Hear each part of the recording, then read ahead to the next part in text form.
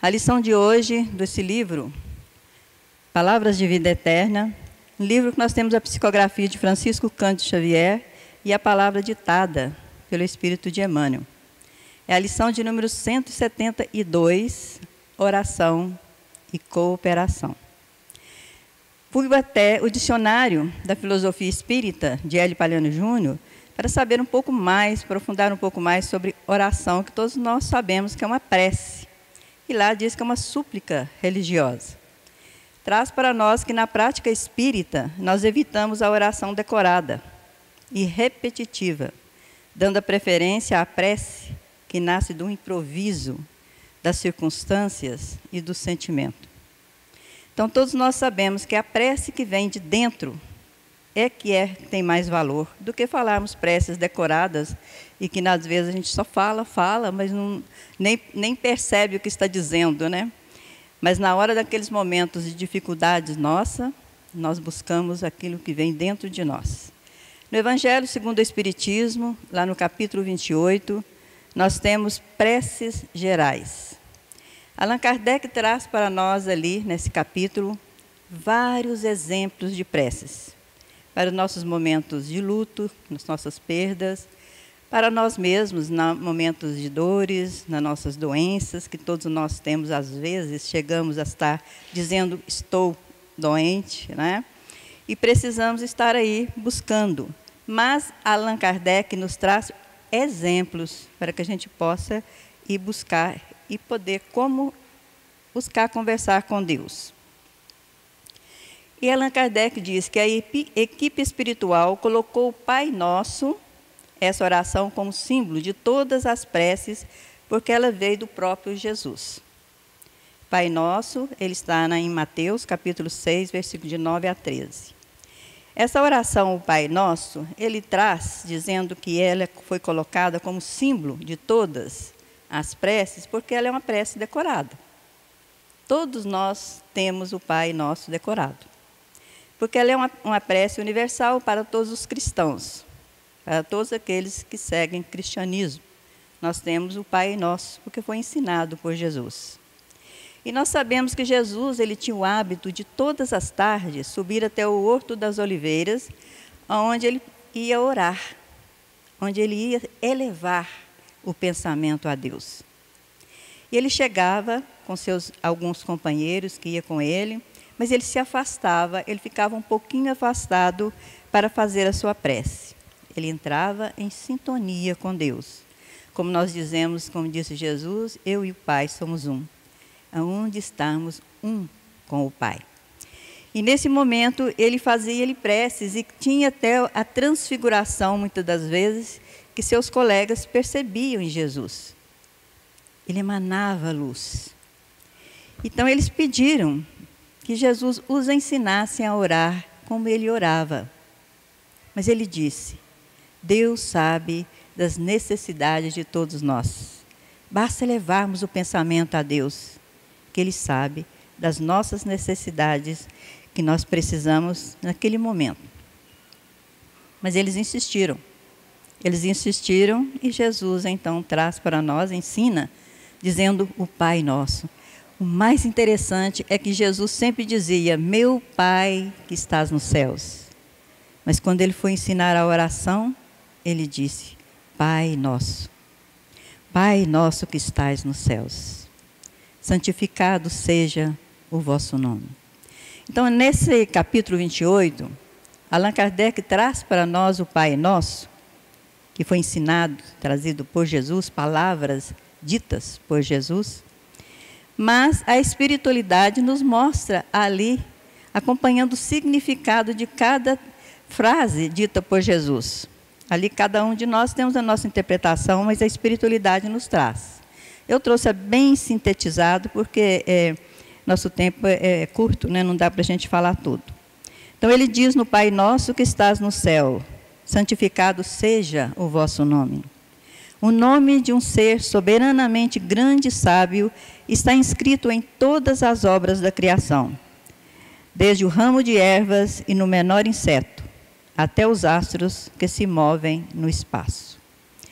Então, esse Pai Nosso, ele é santificado porque seja o seu nome sempre. Nós sabemos que nós temos que glorificar Deus em todas as coisas. Tudo que não foi criado pela mão do homem, foi criado por Deus. Nós vemos o sol que nasce todos os dias, as estrelas no céu que enfeitam e embelezam o nosso céu, essa chuva que vem, que molha a terra, tudo vem de Deus. Então nós sabemos que tudo é criado, que não foi pela mão do homem, foi criado por Deus.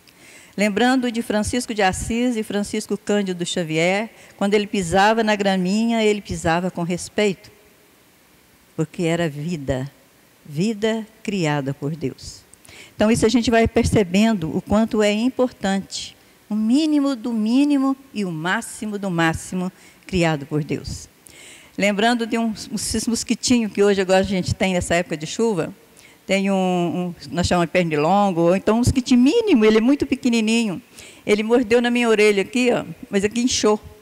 Um mínimo dos mosquitinhos, olha, um símbolo tão pequeno. Imagina se vários, né, desses mosquitinhos vai nos mordendo para a gente que tem alergia. Isso é para a gente perceber que tudo que tem vida não podemos subestimar. Nada que foi criado por Deus não podemos subestimar porque tem inteligência, o princípio inteligente. Continuando, ele diz: venha o vosso reino. Todos vós reconhecerão por soberano Senhor de todas as coisas, e o reino de vossas leis será o vosso reino na terra. Esse reino de Deus, Jesus diz que nós não o encontramos fora de nós. O reino de Deus é encontrado dentro de nós. Não buscai lá fora, busque-o dentro de vós. E esse reino, quando nós nos encontramos com Ele, nós encontramos com Deus. É quando nós já temos esse reconhecimento de nós mesmos, dessa pequenez que nós às vezes nos julgamos e tão grandes somos, porque somos únicos aos olhos de Deus. Isso é muito importante a gente perceber que o tamanho desse planeta Terra maravilhoso, que chamamos de planeta azul, planeta verde, e que nós somos importantes, fazemos parte dele e somos únicos. Continuando, ele diz: seja feita a vossa vontade na terra como no céu. Fazer vossa vontade, Senhor, é observar as vossas leis de amor e caridade. Tudo o que nós desejamos fazer, muitas vezes nós buscamos nas preces, as pessoas às vezes em cooperação com a nossa dor, com a nossa busca, oram por nós e às vezes não vêm, porque não é um momento certo, não é aquele momento que aquilo vai nos valer para nosso crescimento, para a nossa evolução como criaturas do planeta Terra e planeta de Deus. Então, seja feita sempre a vontade de Deus, porque Ele sabe das nossas verdadeiras necessidades. Se nós estamos no planeta de provas e expiações, temos que passar pelas provas. Nós viemos já com aquela missão de passar por aquelas provações, por aquela expiação, e que às vezes nós negamos. Não quero para mim, mas é o que vai nos evoluir como ser humano que somos. Para a gente descobrir que nós somos uma etnia de raças, e descobrindo em cada raça, nós temos ali uma cultura, e vamos aprendendo, aceitando sempre o outro como irmão. Seja feita sempre a vontade do Pai, na terra como no céu. Dai-nos o pão de cada dia, a espiritualidade diz. Dai-nos o alimento para a manutenção das forças do corpo, dai-nos também o alimento espiritual para o desenvolvimento do nosso espírito. Então, esse pão de cada dia é o que nós necessitamos para nos fortalecermos. Nós temos o café da manhã, todos nós já levantamos querendo o cafezinho da manhã, o almoço. Esse alimento é necessário para a nossa manutenção diária, para o trabalho, para que nós possamos nos sentirmos em equilíbrio. E precisamos também do alimento espiritual, que é o que nós buscamos, conhecer o Evangelho de Jesus. É a palavra de Deus. Jesus, quando ele veio, ele disse que ele veio com missão, simplesmente que tudo o que ele dizia não era dele, era de Deus. Mas ele dizia aquelas palavras a qual ele veio como missão, amando de Deus, com toda a sua alegria, para que a sua alegria estivesse em cada um de nós e a nossa alegria se tornasse perfeita. Esse é o alimento do nosso espírito, que nós precisamos para ter equilíbrio espiritual. Continuando, ele diz: perdoai as nossas ofensas, como perdoamos àqueles que nos ofenderam. Cada uma de nossas infrações às vossas leis, Senhor, é uma dívida contraída que nos será preciso cedo ou tarde pagar. Essa passagem, eu lembrei daquela passagem que Jesus nos narra, de aquele servo que devia uma dívida muito grande ao seu Senhor. E o Senhor já havia os chamado e dito a eles que eles deveriam pagar a dívida. E aquele servo devia uma dívida muito grande. Ele cai aos pés do Senhor e diz a ele que amava muito a sua esposa, amava muito a seus filhos e tinha trabalhado muito para conseguir os seus bens. Porque aquele Senhor disse que não. Eu ficarei com sua esposa, seus filhos e todos os seus bens, porque sua dívida é muito grande. Ele implorou, ele chorou. Aí o seu Senhor disse: tá bom, vou relevar. Não precisa me pagar as suas dívidas, já que você ama tanto sua esposa, seus filhos. Pode ir. Mas aquele homem, chegando lá no meio da multidão, ele encontra com um companheiro seu que ele devia também uma dívida, tinha com ele uma dívida ilusória diante da dívida dele. Mas ele gritou diante de todos que ele deveria pagar a sua dívida. Aquele seu companheiro lhe diz-me: não, por favor, não cobre a minha dívida, eu não tenho condições de pagá-la agora. Ele disse: se não me paga, dentro de 24 horas eu o levarei em cadeia.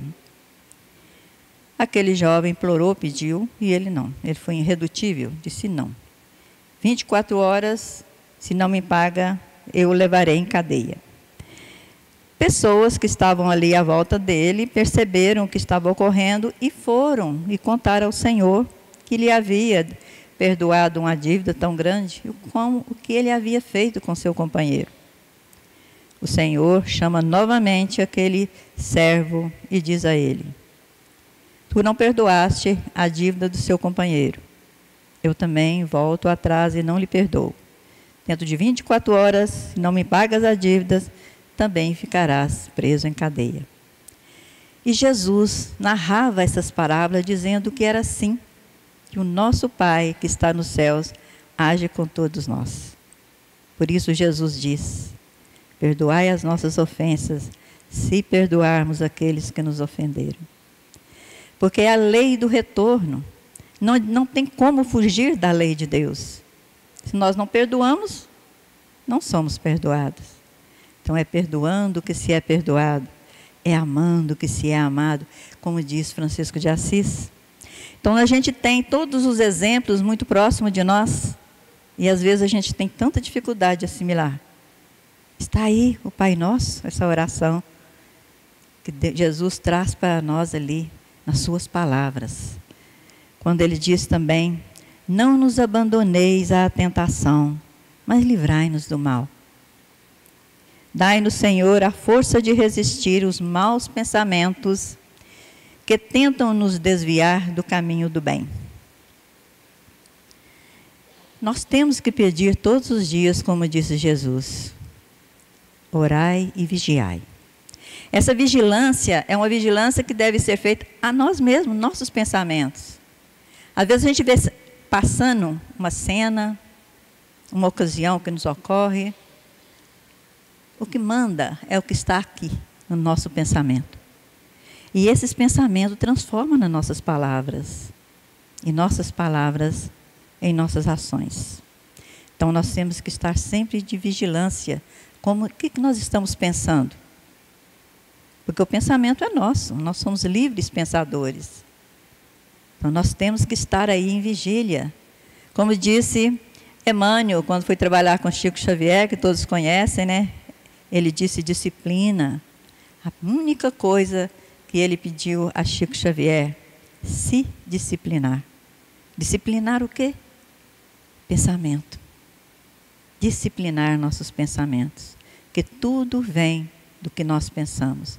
Então, livrai-nos, Senhor, da tentação que às vezes vem de nós mesmos, nos nossos modos de pensar. Terminando a oração, ele diz: pois vosso é o reino, o poder e a glória para sempre. Senhor, sabemos do vosso poder sobre todas as coisas criadas. Ajudai-nos a respeitá-las.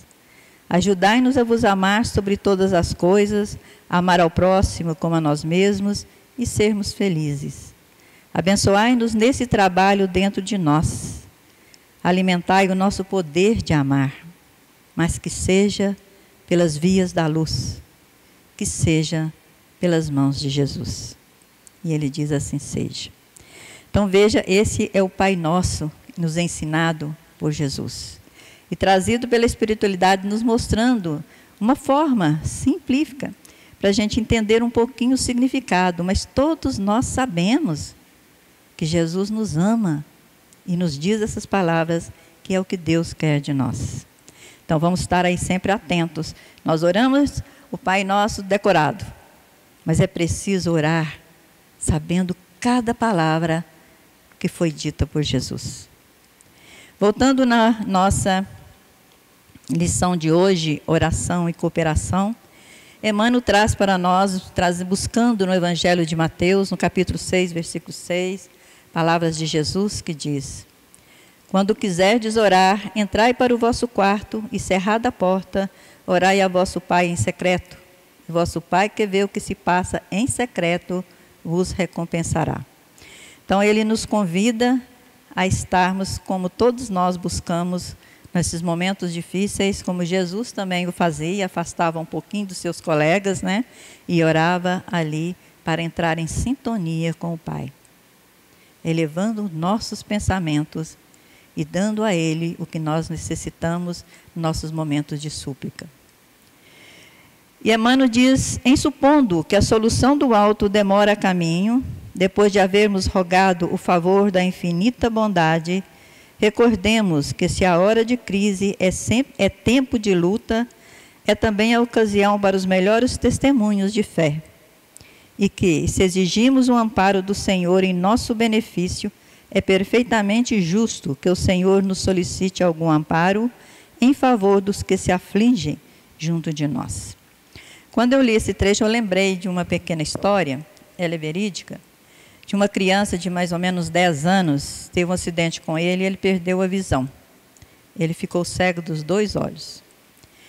E ele, os seus familiares, então, levaram a um cirurgião muito famoso na sua cidade, porque toda cirurgia que ele fazia dava resultado positivo. Era um ótimo cirurgião, já de fama, bem conhecido. O cirurgião examinou aquela criança e viu que a cegueira dele era irreversível, não adiantava fazer a cirurgia, não tinha solução. Então ele pensou, mas ele tinha uma fama, né? Ele tinha aquela fama que tudo que ele fazia dava um resultado positivo.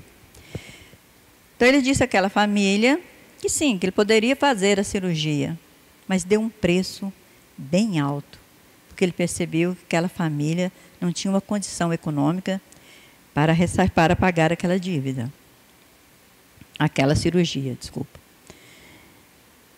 E a família, então, pensando, foi até pedir um recurso, até a prefeitura, narrou o caso daquela criança e pediu ajuda, para que eles pudessem ajudá-lo para fazer a cirurgia, que era de um preço muito alto. A prefeitura resolveu ajudar aquela criança, pagar aquela cirurgia. Então eles voltaram, a família voltou até o cirurgião e disse: olha, pode fazer a cirurgia porque a prefeitura vai custear a cirurgia, vai pagar, tudo bem, nós estamos muito felizes. O cirurgião pensou, mas pensou: eu não estou lesando essa família, né? Entre parênteses, lesando a prefeitura. Mas ele fez a cirurgia, como diz, como bem teatral, como se faz assim nos teatros, no filme, né? fingiu ali que estava fazendo a cirurgia, colocou 2 tampões nos olhos da criança, enfaixou e deu uma data para tirar e ver o resultado. Passou o tempo, chegando o momento certo, ele chegou lá no quarto da criança, tirou as faixas, tirou os tampões e perguntou à criança: estás vendo alguma coisa? A criança olhou, não estou vendo nada, não estou vendo nada. Aquele cirurgião disse: não, é porque não está no momento certo. Vamos colocar novamente os tampões, vamos enfaixá-lo e daqui 3 dias nós novamente vamos ver o resultado. Nesses 3 dias que faltavam, a família se reuniu com aquela criança todos os dias e fizeram então uma corrente de mãos dadas, orando a Deus, a Jesus, a espiritualidade amiga, para que aquele momento que viria seria um momento de graça. E eles oravam, e aquela criança, com toda a fé, como diz Jesus, a fé de um grãozinho de mostarda, remove todos os obstáculos. E aquela criança orando com a sua família, eles naquela corrente, até chegar o 3º dia. No 3º dia, o cirurgião chega, o cirurgião tinha certeza que ia dar negativo. Ele não fez nada, ele não fez cirurgia nenhuma. Ele tirou as faixas, tirou os tampões e perguntou novamente à criança: estás vendo alguma coisa?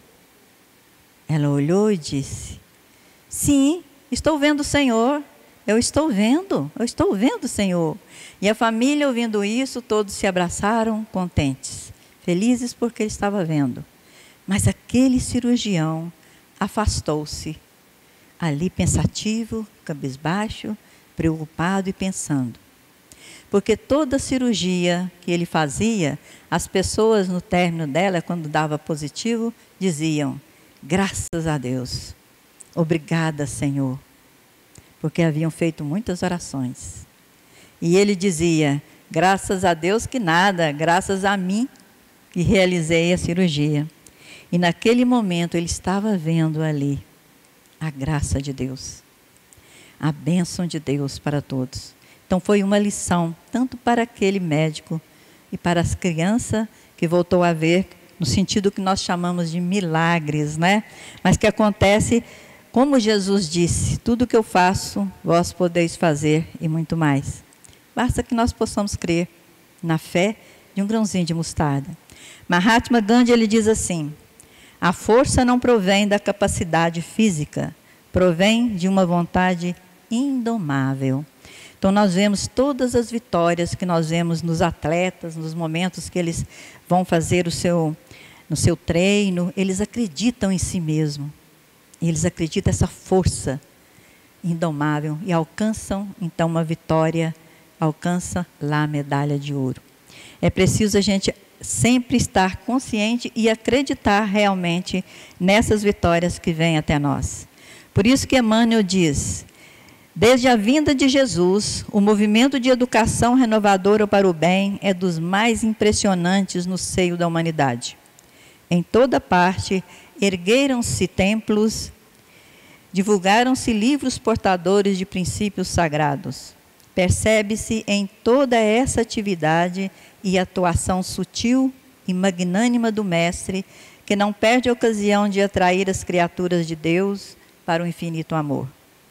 Desse quadro bendito de trabalho, destaca-se, porém, a cooperação fraternal que o Cristo nos deixou, com norma imprescindível ao desdobramento da iluminação eterna do mundo. Cooperamos todos no mundo com nossos dons. É lei da natureza. A flor se expressa através do perfume, os pássaros pelo canto, as árvores pelos frutos, o arco-íris pelas cores, porque a vida é divina expressão de Deus. Todos nós temos dons. Quem não tem um dom? Hoje nós vemos pessoas com deficiência física, visual, às vezes não tem as pernas, não tem braço, e são grandes pintores, grandes cantores, escritores. Que maravilha, porque o dom não vem do nosso do nosso físico, da nossa matéria, vem de nosso espírito.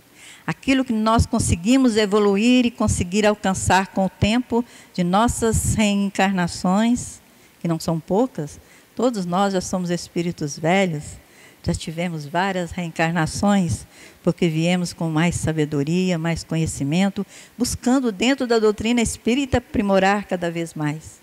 Então, todos nós temos dons. E nós colocamos em prática aquilo que nós temos mais facilidade. Quando nós buscamos um trabalho e conseguimos trabalhar no nosso dom, que é onde nós temos facilidade, nós trabalhamos com alegria. Nós acordamos e vamos para o trabalho felizes. E construímos grandes obras. Nós vemos hoje quantas obras magníficas nós temos no nosso mundo, no nosso planeta. Vamos falar lá em Dubai, que maravilha que é os árabes, com tanto dinheiro que eles conseguem, e manifesta ali o dom de construir maravilhas, aonde todas as pessoas querem visitar para ver a beleza de uma construção feita pelo homem também. Então é preciso que a gente perceba que Deus fica feliz quando nós estamos felizes. Deus fica feliz quando nós construímos de nós mesmos, porque o que nós fazemos de nós mesmos é que toda vez que lembrarmos, lembramos com alegria. Então, quando nós vemos esses atletas que vencem porque treinaram todo um ano e conseguiram a vitória, toda vez que eles lembram do dia da vitória, é um dia de felicidade, porque é deles, né? Conseguiram trabalhar com eles mesmos. No livro Conviver e Melhorar, esse livro é de Francisco do Espírito Santo Neto, e o trecho que eu trouxe é do Espírito de Batuíra. Esse conviver é o nosso relacionamento. Se relacionar é conviver com as pessoas. Não é fácil. Hoje em dia nós colocamos tantos empecilhos nos nossos relacionamentos. Ah, fulano é assim, Bertrano é assim. Se a gente for pensar isso, não convivemos com ninguém. Então precisamos conviver, se relacionar, aceitando o outro como o outro é.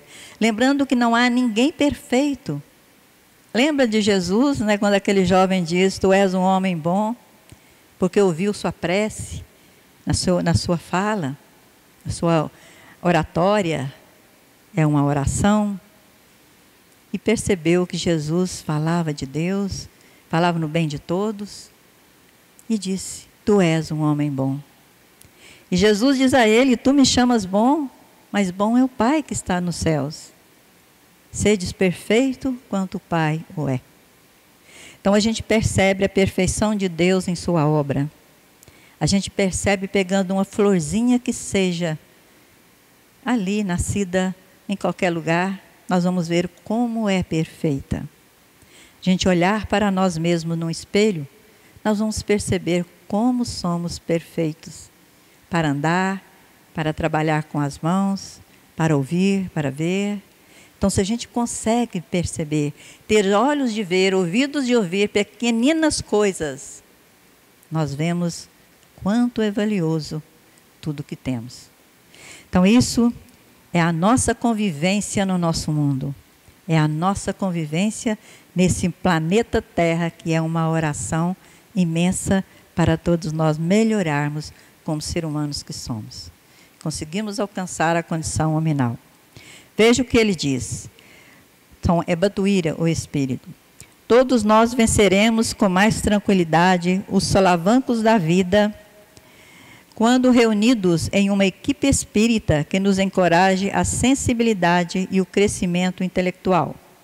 E, além disso, nos possibilite a descoberta da riqueza de nossos talentos inatos.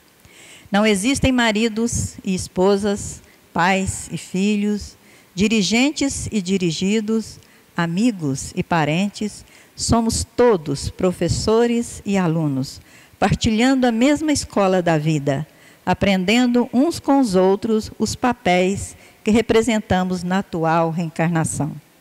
São aspectos passageiros da personalidade humana que ocultam a nossa essência verdadeira.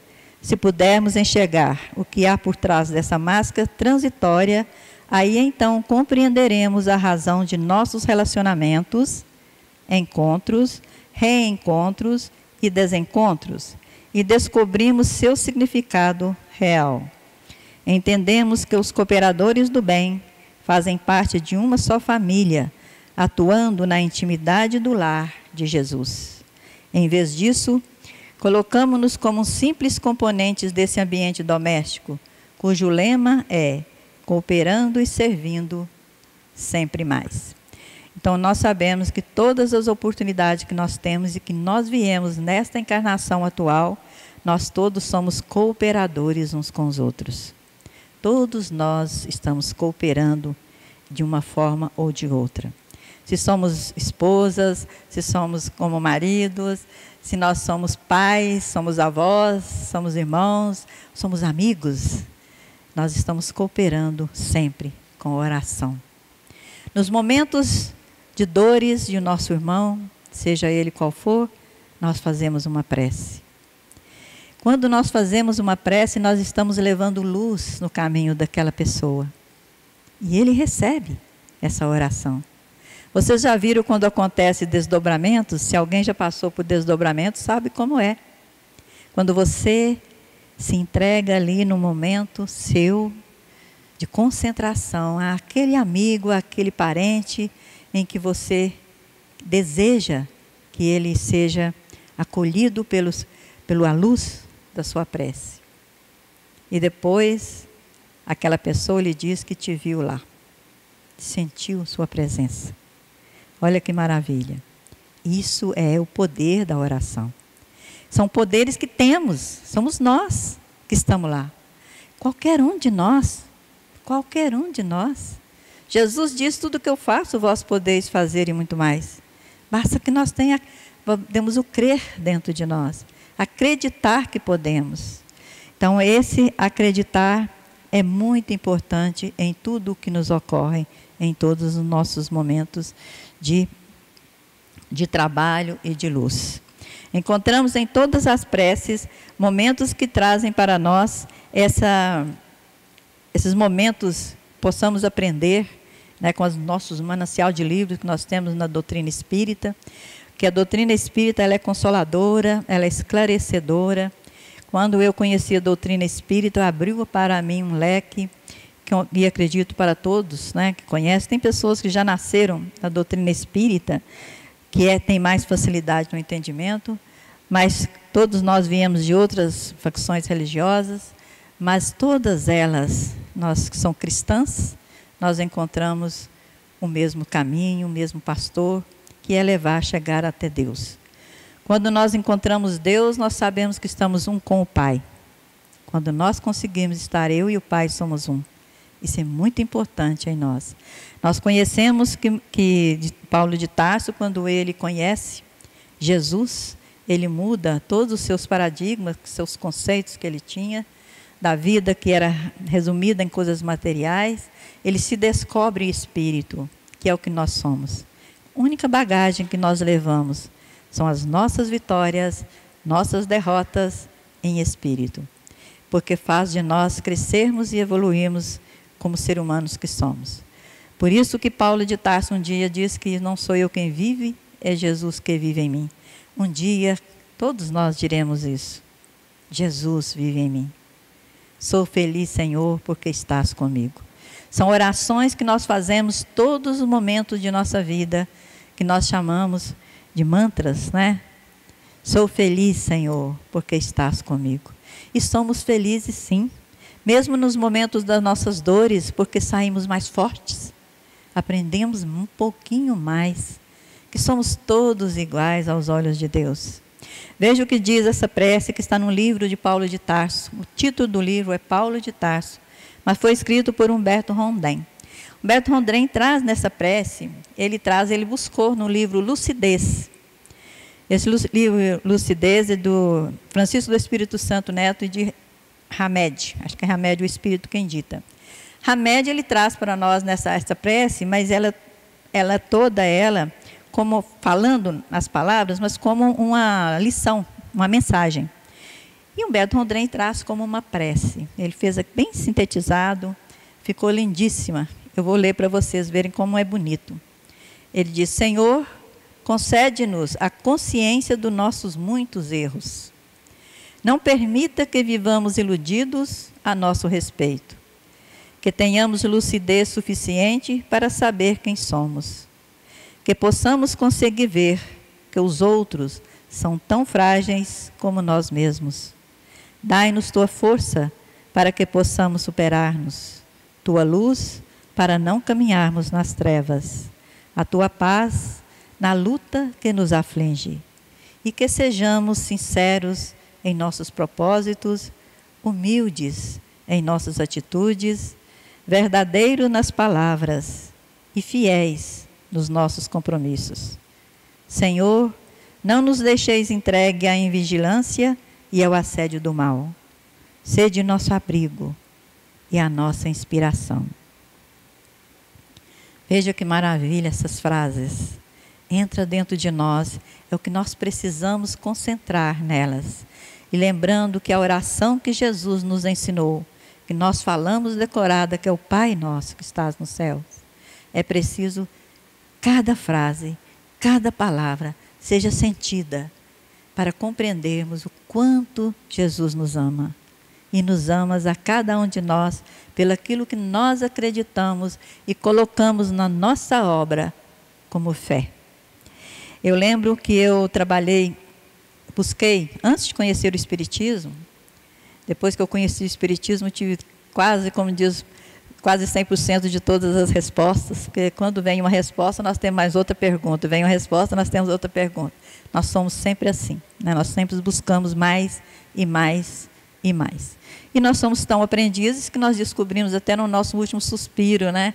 Quando nós estamos dando o último suspiro, estamos aí aprendendo também. E eu frequentei a Seichonoye. Seichonoye é uma doutrina que é japonesa, mas com cristianismo. Juntos, os dois.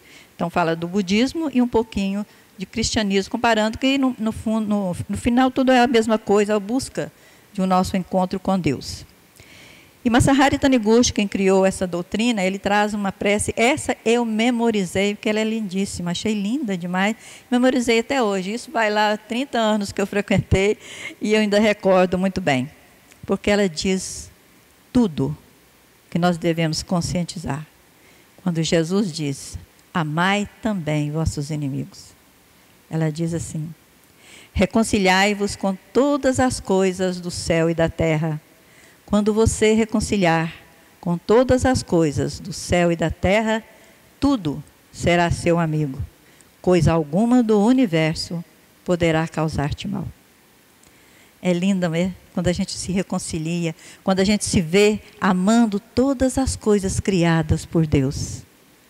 Tudo se torna nosso amigo, porque somos todos criados pelo grande Criador do universo. Fazemos parte da natureza, somos natureza e precisamos nos reconciliar com tudo que está aí ao nosso ver, ao nosso palpar. Muito obrigada a todos, foi um prazer estar aqui e que as bênçãos do Senhor abençoe a todos vocês e que a luz de Jesus seja sempre a luz que ilumina o nosso caminho. Obrigada, boa noite.